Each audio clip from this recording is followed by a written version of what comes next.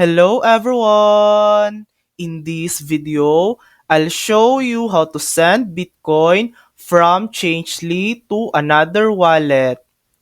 First, open the Changely app and log in to your account.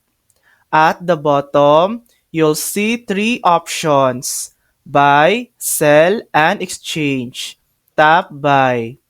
Enter the amount of USD you want to spend and select Bitcoin as your cryptocurrency. Next, you'll be asked for a destination wallet address. Paste the address of the wallet you want to send your Bitcoin to. Finally, confirm your transaction. Once completed, your Bitcoin will be sent to the other wallet. And that's it.